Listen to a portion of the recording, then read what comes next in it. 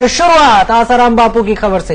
एक दिन की पुलिस हिरासत में भेजे गए आसाराम को जोधपुर के आरएसी बटालियन कैंप में रखा गया। आसाराम की कैंप परिसर में बने गेस्ट हाउस में रखा गया। पुलिस हिरासत में रात गुजारने वाले आसाराम ने रात में खाना नहीं खाया। आसाराम का उपवास था, लिहाजा उन्हें दूध दिया गया। दूध पीने के बाद आसाराम सो गए। आरएसी बटालियन कैंप के गेस्ट हाउस में आसाराम को सोने के लिए एक बिस्तर, चादर और तकिया दिया गया। सूत्रों के मुताबिक आसाराम की रात में एक बार नींद टूटी, लेकिन वो फिर से जल्दी से सो गए। जिस बटालियन कैंप में आसाराम रुके हुए हैं, वहां सुरक्षा के पुख्ता इंतजाम किए गए हैं। कैंप के मेन गेट से लेकर गेस्ट हाउस तक चप्पे चप्पे पर जवानों को तैनात किया गया है। रात करीब 8:45 बजे जोधपुर के कमिश्नर ने पहुंचकर सुरक्षा का जायजा लिया और आसाराम से मुलाकात की। आसाराम को आज शाम फिर कोर्ट में पेश किया जाएगा। वहीं आज आसाराम का बेटा नारायण साईं और बेटी उनसे मिलने जाएंगे। आसाराम केस में नया ट्विस्ट भी आ गया है। छिंदवाड़ा गुरुकुल की वार्डन शिल्पी लापता है। पीड़िता ने आरोप लगाया था कि शिल्पी ने ही उसे आसाराम के पास भेजा था। यौन शोषण मामले में शिल्पी तीसरी आरोपी है। पुलिस हिरासत में भेजे गए आसाराम का पोटेंसी टेस्ट कराया गया। सूत्रों के मुताबिक पोटेंसी टेस्ट में आसाराम का रिजल्ट पॉजिटिव रहा। जोधपुर पुलिस आसाराम को मड़ाई कुटिया में लेकर गई। पुलिस ने यहां करीब 20 मिनट तक आसाराम से पूछताछ की। पुलिस ने क्राइम सीन क्रिएट करके भी देखा। नाबालिग लड़की ने आरोप लगाया था कि इसी कुटिया में आसाराम ने उसका यौन शोषण किया। ये वारदात 15 अगस्त की बताई जा रही है। रविवार को जब आसाराम को पेशी के लिए ले जाया जा रहा था तो पुलिस की एक जीप रास्ते में पलट गई। दरअसल आसाराम के समर्थकों ने सड़क पर खड़े होकर हंगामा मचाना शुरू कर दिया और पुलिस को लाठीचार्ज करना पड़ गया। इस दौरान आपाधापी में पुलिस की जीप पलट गई।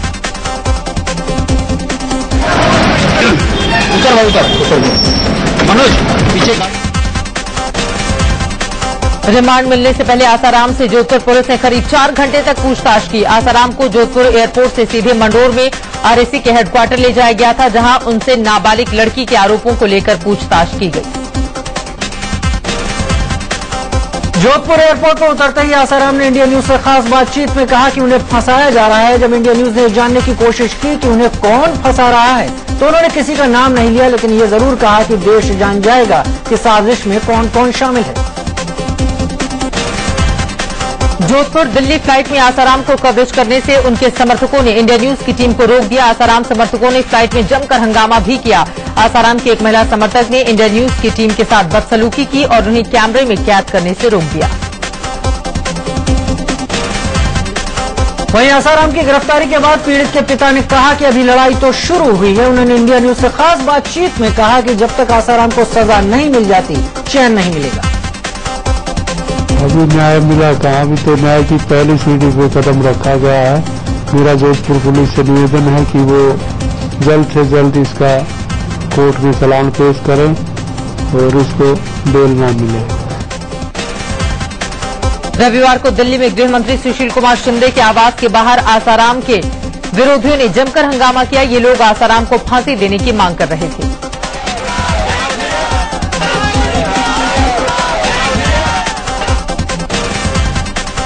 उधर दिल्ली में जंतर मंतर पर आसाराम के समर्थकों ने धरना प्रदर्शन किया। भारी तादाद में आसाराम के भक्त और समर्थक यहां जुटे। इन लोगों ने आसाराम को बेगुनाह बताया और कहा उन्हें गलत तरीके से फंसाया गया है।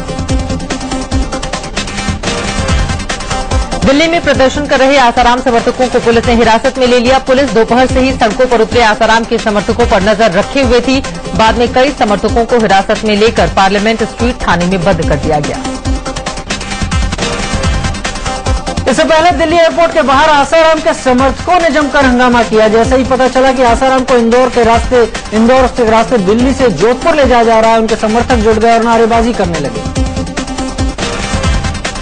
मुंबई में भी आसाराम समर्थकों ने सड़क पर उतरकर जमकर हंगामा किया। हंगामे की वजह से कई जगह सड़कों पर लंबा चौड़ा जाम लग गया। पुलिस ने हंगामे पर काबू पाने के लिए कई समर्थकों को हिरासत में लिया। महाराष्ट्र के उल्लासनगर में आसाराम की गिरफ्तारी के विरोध में उनके समर्थकों ने रविवार को ट्रेन रोककर घंटों हंगामा किया। करीब 400 समर्थकों ने नारेबाजी की। ट्रेन रोके जाने से यात्रियों को काफी परेशानी हुई। आसाराम की गिरफ्तारी को लेकर बरेली में जमकर बवाल हुआ। यहां सड़क पर शांति मार्च निकाल रहे आसाराम के समर्थक और आसाराम के विरोधी आपस में ही भिड़ गए। आसाराम के विरोधी काले झंडे लेकर पहुंचे थे, जिन पर काबू पाने में पुलिस के पसीने छूट गए। गया में भी आसाराम का विरोध देखने को मिला। यहाँ छात्रों ने आसाराम के पोस्टर पर जूते चप्पलों की माला पहनाई और पोस्टरों को जलाकर अपना गुस्सा जाहिर किया। पटियाला में आसाराम समर्थकों ने रैली निकालकर आसाराम को छोड़ने की मांग की। यहां समर्थक आसाराम को पोस्टर के जरिए निर्दोष बताते नजर आए। छत्तीसगढ़ की राजधानी रायपुर में आसाराम समर्थकों ने सड़क पर उतरकर हंगामा किया। हंगामे की वजह से वीआईपी रोड और तेलीबांधा रोड पर लंबा चौड़ा जाम लग गया। राजस्थान के मुख्यमंत्री अशोक गहलोत ने कहा है कि हमने पहले ही कहा था कि पूरी जांच पड़ताल के बाद आसाराम के खिलाफ कार्रवाई की जाएगी और अब उनकी गिरफ्तारी हो गई है। मैंने पहले दिन ही कहा था कि कोई भी आरोपी हो, निष्पक्ष जांच होगी और कड़ी से कड़ी कार्रवाई होगी, कड़ी से कड़ी सजा मिलनी चाहिए। मैंने पहले दिन ही कहा था और आपने देखा कि पुलिस ने पहले उनको सम्मन जारी किया। 30 तारीख नहीं पहुंचे तो वो उसके बाद में पुलिस वापस गई उनको अरेस्ट करने के लिए और कल उनको अरेस्ट कर लिया गया। आसाराम की गिरफ्तारी पर कांग्रेस ने अपनी पीठ थपथपाई है। पार्टी प्रवक्ता मीम अफजल ने कहा कि आसाराम की गिरफ्तारी आसान नहीं थी, इसलिए इसमें देर हुई। गिरफ्तारी हुई है, कोई आसान काम नहीं था। आप लोग जानते हैं अच्छी तरह से कि जो गिरफ्तारी हुई है वो कोई छोटा मोटा काम नहीं था, तभी थोड़ी सी इसमें देर लगी है। लेकिन ये बहुत अहम कदम है जो सरकार ने उठाया है। दिग्विजय सिंह ने सुषमा स्वराज पर निशाना साधा। उन्होंने कहा कि बलात्कारियों के लिए फांसी की मांग करने वाली सुषमा आसाराम के मामले में चुप क्यों है। स्वराज जो कि हर महिलाओं के प्रकरणों में बहुत एक सख्त रवैया अपनाती थी और फांसी की सजा की मांग करती थी, आसाराम बापू के प्रकरण में क्यों चुप रही, आज तक मैं नहीं समझ पाया। हालांकि इस बीच लोकसभा में विपक्ष की नेता सुषमा स्वराज ने आसाराम का नाम लिए बगैर ट्वीट किया। उन्होंने लिखा कि देश में कानून सबके लिए एक समान है, चाहे वो छोटा हो या बड़ा। आसाराम के बहाने दिग्विजय सिंह ने सुषमा स्वराज पर निशाना साधा तो बीजेपी विफर उठी। पार्टी प्रवक्ता शहनवाज हुसैन ने कहा कि दिग्विजय पब्लिसिटी के लिए ये सब कुछ कर रहे हैं।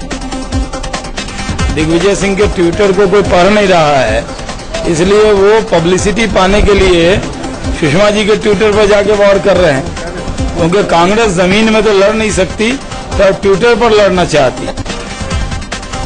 जेडीयू अध्यक्ष शरद यादव ने कहा है कि आसाराम की गिरफ्तारी से लोगों में यह भरोसा होगा कि कानून से बड़ा कोई नहीं।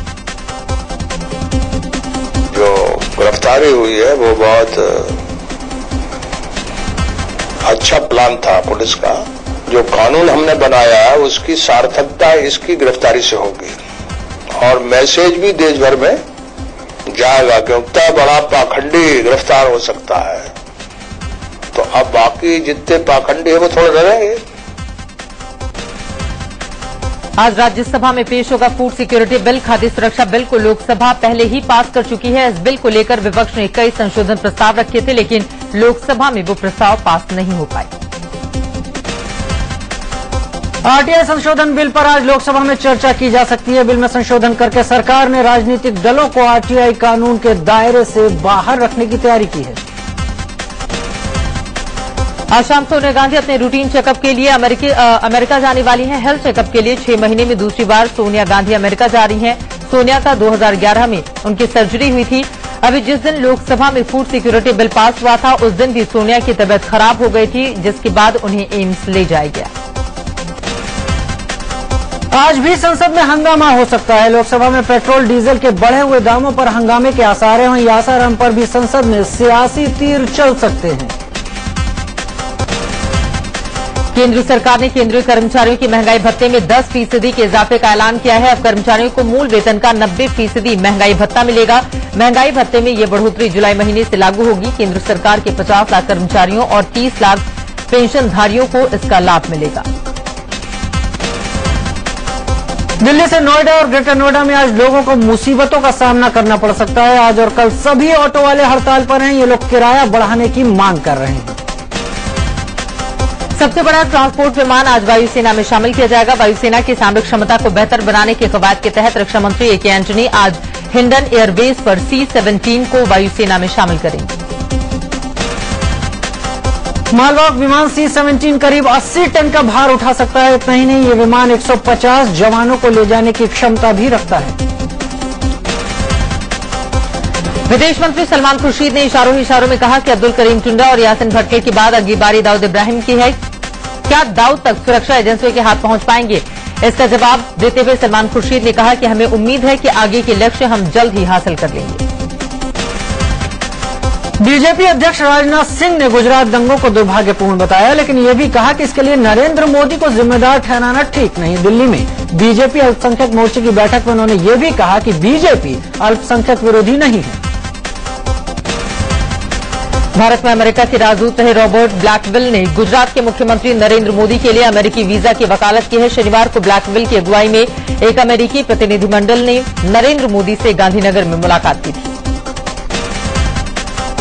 भोपाल में बीजेपी युवा मोर्चा के संकल्प सम्मेलन में नरेंद्र मोदी की तस्वीरों को भी जगह मिली है। सीएम शिवराज सिंह चौहान की जन आशीर्वाद यात्रा के पोस्टरों में मोदी को जगह नहीं मिली थी, लेकिन इस बार मोदी के भी कटआउट लगाए गए हैं।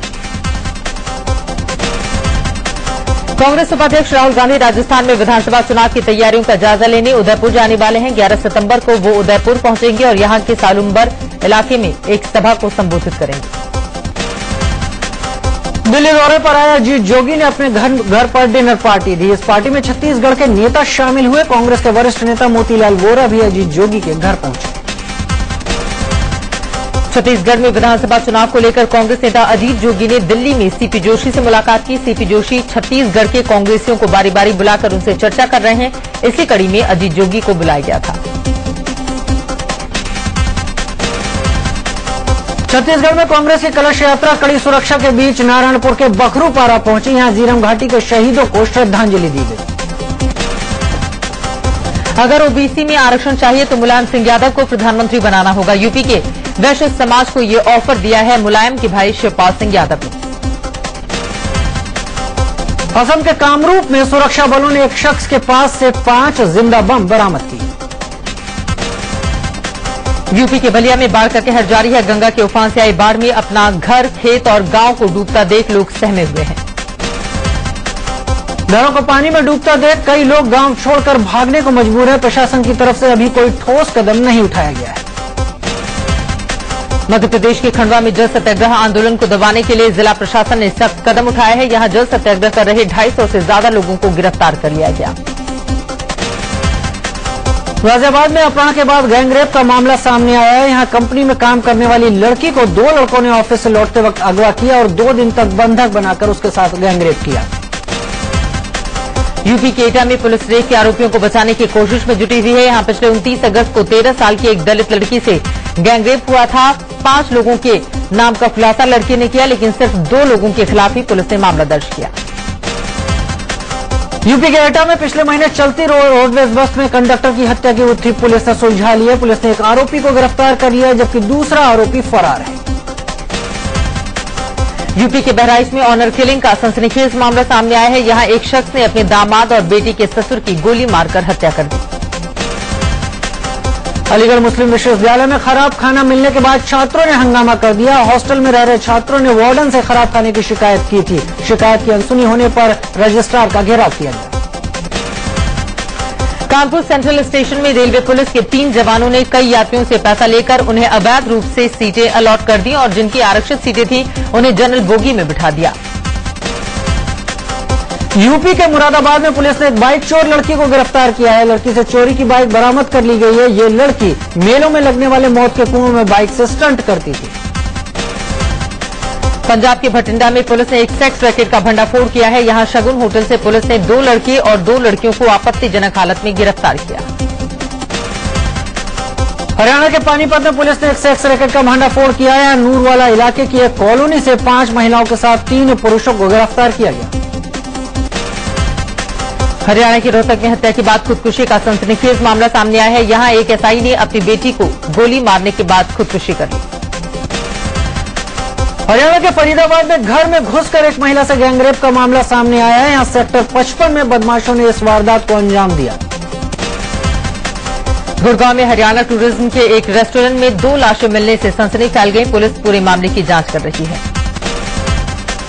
दिल्ली के पीतमपुरा इलाके में चलती कार में आग लग गई। देखते ही देखते सड़क पर कार धू धू कर जलने लगी। गनीमत रही कि कार में बैठे सभी लोग वक्त पर बाहर निकल आए।